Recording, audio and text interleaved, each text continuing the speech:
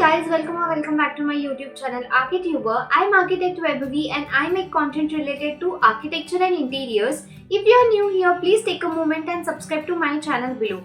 So this is the continuation of part A. In the part A, we discussed about 2D compositions, and in this video, we are going to be discussing about 3D compositions and perspectives as well. So please stay tuned. Do not skip the video. Please like, comment, share, and without wasting more time, let's start with the video. So now let us discuss about 3D composition. In previous video we have discussed about 2D composition. If you haven't watched that part, please do give it a watch. I will leave here on the screen. And now we are going to be discussing about the 3D composition, the types of compositions, shadow, lighting, perspectives, all of that. So now let's try to understand what does 3D means. Okay, so let us understand. It is an arrangement of three-dimensional object. They can be created using simple geometric 3D forms or shapes like cubes, spheres, cylinders, cuboids, etc. While making a 3D, you should consider these mentioned factors like shapes and sizes of the object should be in proportion. Then when you make any composition, whether it be a 3D, 2D, it should have the balance, composition and proportions. Third, use of different textures on surfaces. Use hatching techniques for various materials. Like I got the comment on one of my videos, if it is okay that we use textures if it is not mentioned in the question. Yes, you should use textures and hatching, so it will enhance your drawing and it will make your drawing look more realistic and aesthetically appealing. Now shadow is very much important, and shading and lighting is very effective, and it plays very important role while you're making any composition. Okay, so the questions can be designed on such topics like understanding the scale and proportions, memory drawing. Okay, memory drawing is one of the important questions. Then using the right combinations. Okay, then improving the scenes of perspective drawing. So perspective drawing and memory drawings are your important questions for part A when it comes to 3D composition. In 2024, you will get a kit to design a composition. This is a new pattern this year that they have introduced, and I think it is only for question number 3. And let me know if you have given the first attempt and you have had this experience. So do try to let me know in the comment section below. Now coming on to the slide 2. So let us discuss about the basic shapes. These are some of the 3D basic shapes. Please go through all of them and try to remember them. Okay, so these will help you to make your 3D compositions look better, and even for your memory drawing we are going to be discussing one by one. So now discussing about the basics of sketching. When you talk about sketching, there are different factors, right? Such as your trees, natural objects, people, then any object, right? Let us assume the tree, right, which is a natural object. When you are making any natural object, you have to take care of the context, means the location. If for example I have to give any location, say Goa or any tropical place, then the trees should be of what? They should be palm trees. Okay, and if you talk about fancy flower trees, you can show Ashoka tree, Gulmohar tree, like that. So make sure you are using trees or your any object as per the given context. Okay, so that is one important thing. And from now only, even if you have your attempt in May or July, June, start practicing with timer on. I have said that in my previous videos as well. So don't waste your time on detailing. Just make the basic detail of it and it will be enough. Try to make it like shown in the image. Okay, so now you can see there are 6 steps to make a tree look realistic.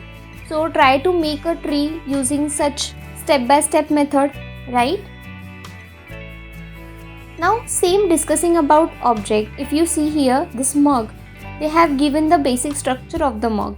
Then the basic shape of the mug has been given to the mug. After you have the basic mug ready, then try to shade it and give light and shadow, right? Then only it will look realistic. Don't try to make any object directly. Give projections, try to make basic shapes and then only make it final and then shade and give shadows. Okay, then in the third picture you can see a portrait. They have also used the same technique as the mug or the tree. They have used a step-by-step method.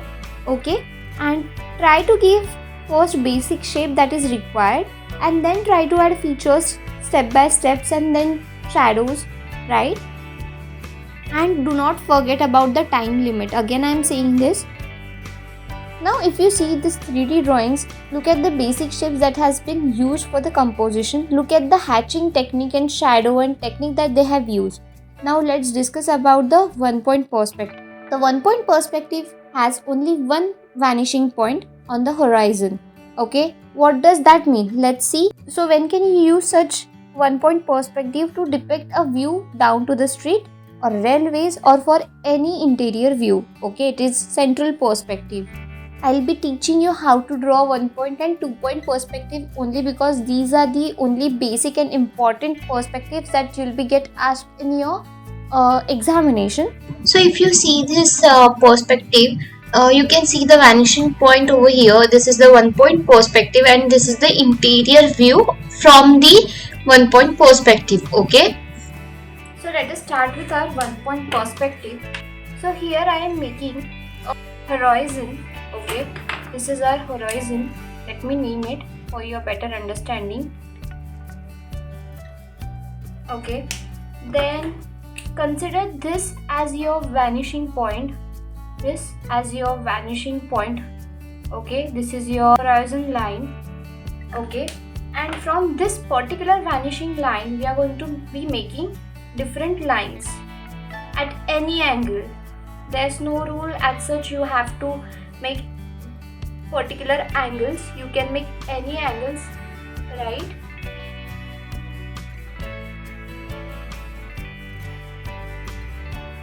Okay, so now if I have made that much, let us try to give you one example. Let me make a box over here. This is our front plane, right? This is our front plane.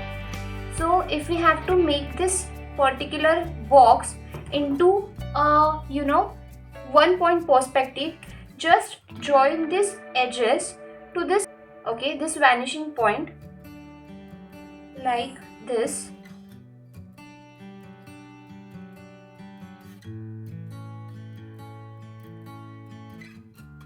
Okay, so now you can see we have this plane going off. So if we want to make this front plane into a 3D cube, okay, so I'll just make a line over here, simply a line parallel to this line. Okay, and we have our cube ready. Let's consider this as my horizon line. Let's consider this as my vanishing point. Okay, so let me just make lines. Let's make a view of a street. I'm just making a line with any angle that I like, right? So consider 1, 2, 3 and 4 lines. So now I'm making a line like that. The lines will be also in perspective, right?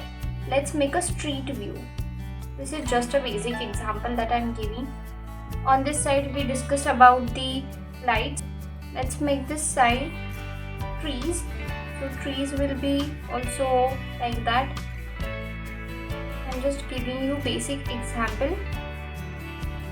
Okay, so this is your 1 point perspective. Now talking about your 2 point perspective, it has 2 vanishing point, okay, on the horizon line, which does not need to be within picture plane. Okay, so in 2 point perspective, the focal point of the scene is usually not located near the vanishing points, but rather following the rule of thirds composition. So in the 2D composition, we have discussed about the rule of composition. So please watch that video. Do not miss that video. Okay, so you can see in this picture also they have used a house elevation for 2 point perspective, and in 1 point perspective they use street view for their 1 point perspective. As you can see, I have given 2 examples of interior and exterior of 2-point perspective. So likewise you can also make 2-point perspectives. So this is your horizon line. This is your vanishing point, right? Let's make lines, projection lines.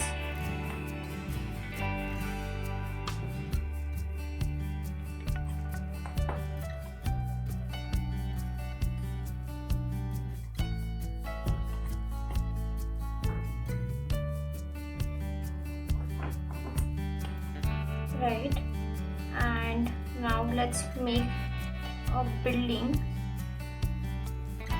which is going like this.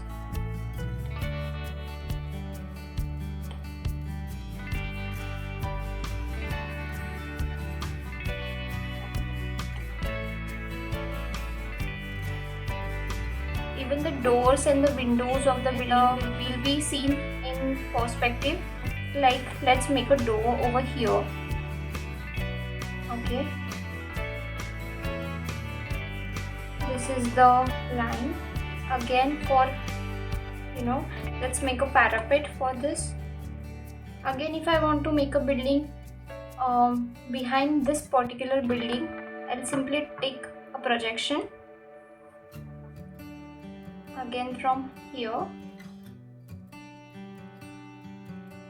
Okay, and let's say I want to make a building like this.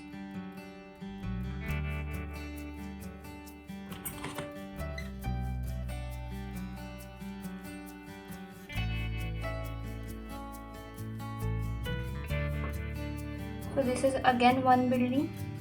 You can increase the height, or let's consider this the staircase tower of this particular building. Okay, even for your roads you can use this 2-point perspective. So this is the road for this particular building, right?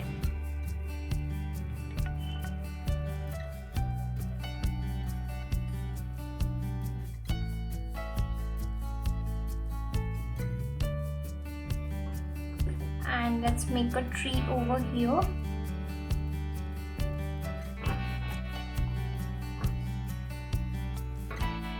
Okay, so this is your 2-point perspective.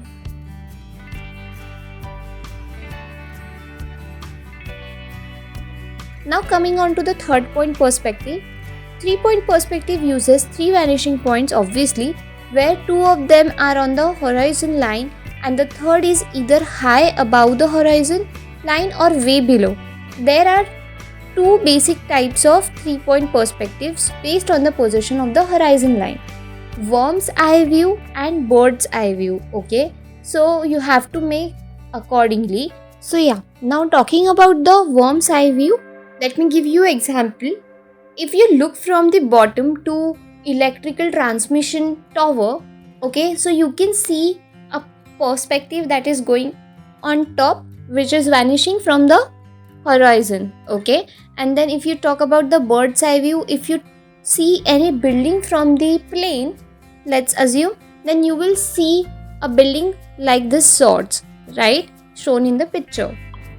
Now as you can see this picture on the slide where it has shown bird's eye view, street level and worm's eye view.